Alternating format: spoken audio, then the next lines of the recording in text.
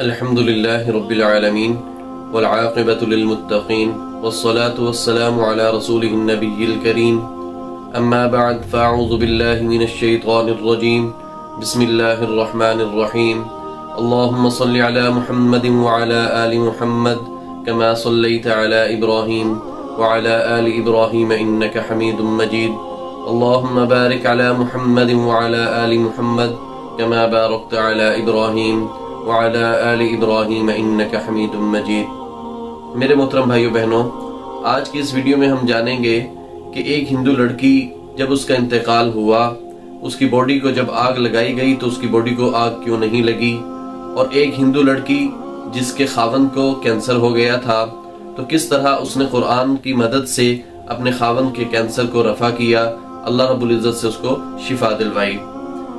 میرے محترم بھائیو بہنوں، قرآن مجید میں اللہ تعالیٰ ارشاد فرماتے ہیں وَنُنَزِّلُ مِنَ الْقُرْآنِ مَا هُوَ شِفَاءٌ وَرَحْمَةٌ لِّلْمُؤْمِنِينَ، پارہ نمبر 15 سورہ بنی اسرائیل، کہ ہم نے قرآن مجید کو مسلمانوں کے لیے شفا اور رحمت بنا کر بھیجا ہے، لیکن یہ ان لوگوں کے لیے شفا ہے، ان لوگوں کے لیے رحمت ہے جو اس پر یقین رکھتے ہیں، صدق دل سے یقین کرتے ہیں اور جو اس سے ہدایت حاصل کرنے کے متمنی ہوتے ہیں۔ ایک ہندو لڑکی جب اس کا انتقال ہوا تو جیسا کہ آپ کو معلوم ہے کہ ہندو میں رواج ہے کہ وہ لاش کو آگ لگاتے ہیں، باڈی کو آگ لگاتے ہیں، پھر اس کی راکھ کو گنگا دریا میں بہا دیتے ہیں۔ جب اس ہندو لڑکی کی لاش کو آگ لگائی گئی تو لکڑیاں تو جل گئی لیکن اس کی باڈی کو آگ نہیں لگی۔ پھر انہوں نے دوبارہ لکڑیاں جمع کی، دوبارہ آگ لگائی، لیکن تب بھی یہی ہوا کہ لکڑیاں تو جل گئی لیکن باڈی کو آگ نہیں لگی۔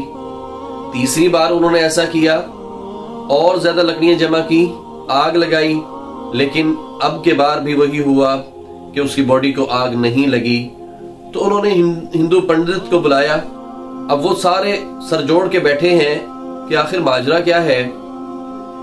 ہندو پنڈت بہت عقل مند تھا، اس نے کہا کہ یہ لڑکی کہاں رہتی تھی؟ لوگوں نے بتایا فلاں گھر میں رہتی تھی۔ انہوں نے اس سے پوچھا کہ اس کا کمرہ کون سا تھا؟ تو انہوں نے بتایا کہ اس کا کمرہ یہ تھا۔ تو اس نے کمرے میں جا کر دیواروں پر ہاتھ مارنا شروع کیا، جہاں پر اسے دیوار سے آواز زیادہ آئی اس نے وہاں سے دیوار کو توڑنے کا حکم دیا۔ جب وہ اس دیوار کو توڑا گیا تو سب لوگوں نے یہ منظر دیکھا کہ دیوار کے اندر ایک چھوٹی سی الماری تھی جس میں ایک مصلی تھا، قرآن مجید تھا اور ایک تسبیح تھی۔ تو ہندو پنڈت نے کہا چونکہ اب یہ مسلمان ہو گئی ہے، اس کی باڈی کو، اس کی لاش کو آگ نہیں لگ سکتی، اس لیے اسے مسلمانوں کے حوالے کر دو، وہ اسے اپنے طریقے سے دفن کریں گے۔ اللہ اکبر! یہ کلمے کی طاقت، قرآن کی طاقت، کہ جس دل میں، جس سینے میں کلمہ ہو اور قرآن مجید فرقان حمید کی تلاوت ہو، یقین جانیے اسے جہنم کی آگ، دنیا کی آگ اس کا کچھ نہیں بگاڑ سکتی۔ لیکن بات وہی کہ شرط یہ ہے کہ آج میں اور آپ قرآن پاک پڑھتے ہیں ثواب کی نیت سے، جبکہ قرآن مجید فرقان حمید کو اللہ تعالیٰ نے لوگوں کی ہدایت کے لیے بھیجا تھا، لیکن افسوس کا مقام یہ ہے کہ آج ہم قرآن مجید کو ثواب کی نیت سے تو پڑھتے ہیں لیکن ہدایت کی غرض سے نہیں پڑھتے۔ اسی طرح ایک ہندو لڑکی کی دوستی ایک مسلمان لڑکی سے ہو گئی، اور وہ مسلمان لڑکی کے گھر آ کر کھیلنا پسند کرتی تھی، اور روزانہ مسلمان لڑکی کے گھر آ کر کھیلا کرتی تھی، بچی تھی۔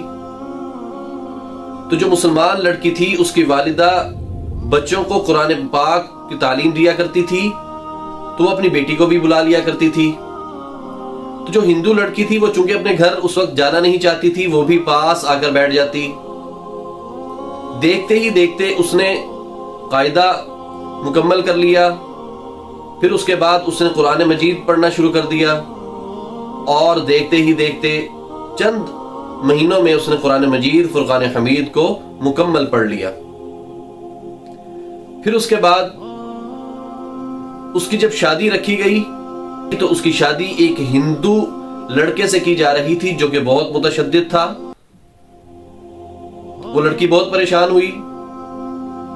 اس نے آ کر جس سے قرآن مجید پڑھا تھا اپنے استانی سے کہا کہ اس طرح سے ماجرا ہے کہ میرے گھر والے میری شادی کر رہے ہیں اور لڑکا ہندو ہے اور ہے بھی متشدد، تو میں کیا کروں گی، میں قرآن پاک کو کیسے پڑھوں گی؟ تو اس نے اسے دلاسا دیا. اس کے استانی نے کہا کہ آپ پریشان نہ ہوں، میں آپ کو ایک گفٹ دوں گی اور اس گفٹ کا صرف آپ کو علم ہوگا کہ اس میں کیا ہے. میں قرآن مجید اس کے اندر اس طرح سے رکھ دوں گی کہ کسی عام بندے کو شک بھی نہیں پڑے گا. لہذا شادی والے دن اس کے استانی نے آ کر وہ گفٹ دے دیا. وہ لے کر اپنے سسرال چلی گئی. اب جب اس کا شوہر اپنے دفتر چلا جاتا تو وہ پیچھے قرآن مجید کی تلاوت کیا کرتی تھی. دن ہفتوں میں، ہفتے مہینوں میں، اور مہینے سال میں بدلتے گئے. اسی اثنا میں اس کے شوہر کی اچانک طبیعت خراب ہوئی. جب اس کو ہاسپٹل لے کر جایا گیا تو اس کے ٹیسٹ کروائے گئے تو پتہ چلا کہ اسے آخری سٹیج کا کینسر ہے، اور ڈاکٹرز اسے یہ کہتے ہیں کہ اب یہ مزید صرف 1 ماہ کا مہمان ہے، اس کے بعد یہ اللہ کو پیارا ہو جائے گا. تو اس کا شوہر بہت پریشان ہوا، گھر آ کر رونے لگ گیا، کہنے لگا کہ تم میری اتنی اچھی بیوی، فرما بردار بیوی ہو، میں دنیا سے جانا نہیں چاہتا، میں مرنا نہیں چاہتا. تو اس کی بیوی نے اسے کہا کہ آپ پریشان مت ہوئیے، میں آپ کا علاج کروں گی اور آپ ٹھیک ہو جائیں گے. اس نے کہا تم کیا کرو گی؟ اس نے کہا بس آپ دیکھتے جائیے، میں آپ کا علاج کرتی ہوں، آپ ٹھیک ہو جائیں گے. تو اس کے شوہر نے کہا کہ اگر میں ٹھیک ہو گیا تو مجھے قسم ہے اپنے خدا کی کہ میں جو تم کہو گی تمہاری اس خواہش کو پورا کروں گا. اب وہ روزانہ اپنے شوہر کے سر پر ہاتھ رکھ کر سورۃ الفاتحہ پڑھ کر دم کیا کرتی تھی. اس کے شوہر نے کئی دفعہ اس سے پوچھا کہ یہ تم کیا پڑھتی ہو، تو اسے خاموش رہنے کا اشارہ کرتی. اس نے بھی پھر پوچھنا چھوڑ دیا. تقریباً 1.5 ماہ کے بعد جب اس شخص کے دوبارہ ٹیسٹ کروائے گئے تو ڈاکٹرز یہ دیکھ کر حیران رہ گئے کہ جس شخص کو 1.5 ماہ پہلے کینسر کی شکایت ہوئی تھی، وہ بھی آخری سٹیج کے کینسر کی، اب اس کے اندر کینسر کا نام و نشان تک نہیں ہے. اللہ اکبر! یہ قرآن کا معجزہ ہے. یہ یقین ہے اس لڑکی کا قرآن پر کہ اللہ رب العزت نے قرآن میں جو فرما دیا ہے وہ سچ ہے. ایاک نعبد و ایاک نستعین، ہم تیری ہی عبادت کرتے ہیں اور تجھ سے ہی مدد مانگتے ہیں.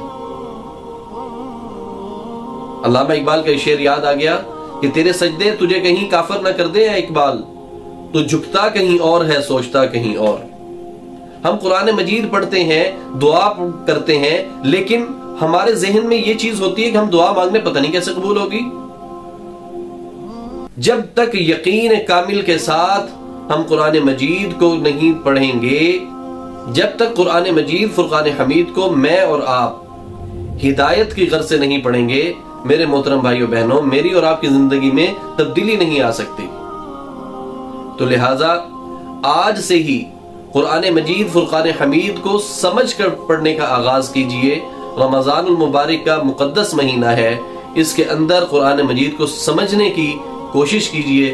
مختلف جگہوں پر قرآن مجید فرقان حمید کے مفہوم کی ترجمے کی کلاسز ہو رہی ہیں، ان کو جوائن کیجئے. اللہ رب العزت سے دعا ہے کہ وہ ہم سب کو قرآن مجید فرقان حمید کو سمجھ کر پڑھنے والا بنائے اور ہم سب کو ہدایت عطا فرمائے. آمین. وآخر دعوانا ان الحمد للہ رب العالمین.